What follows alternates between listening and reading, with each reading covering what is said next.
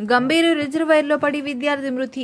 ఆనందపురం మండలం గంభీరు రిజర్వాయర్లో గీతం కాలేజీలో చదువుతున్న 5 విద్యార్థులు సరదాగా ఫ్రెండ్షిప్ డే సందర్భంగా గడపడానికి వెళ్లగా ఒకరు నిరంజన్ కాలు జారి రిజర్వాయర్లో పడిపోవడంతో అతన్ని రక్షించడానికి ఆశీష్ అనే విద్యార్థి రిజర్వాయర్ దూకగా అతనికి కూడా రక్తస్రావం అవడంతో అతన్ని కాపాడడానికి మరో స్నేహితుడు ఆయిల్ అనే వ్యక్తి దూకి ఆశీష్ ను రక్షించగా ముందుగా జారిపడిన నిరంజన్ జాడ లేకపోవడంతో ఒడ్డునే ఉండిపోయాడు. విషయాన్ని ఆనందపురం స్థానిక పోలీసులకు చిట్టివలస అగ్నిమాపక సిబ్బందికి సమాచారం అందడంతో సంఘటన స్థలంకు చేరుకుని CI TV Tirupathi Rao, fire officer Srinivasa Rao సిబ్బందితో ఘటనా స్థలంలో గాలింపు చర్యలు చేపట్టారు. రక్తస్రావం అయిన విద్యార్థిని ఆనందపురం ప్రభుత్వ ఆసుపత్రికి తరలించి ప్రథమ చికిత్స చేయించగా రిజర్వాయర్ ఫైర్ స్టేషన్ సిబ్బంది శ్రీనివాస్, గంభీరం స్థానికులు అనిల్, చక్రవర్తి దిగి గాలింపు కొనసాగించారు.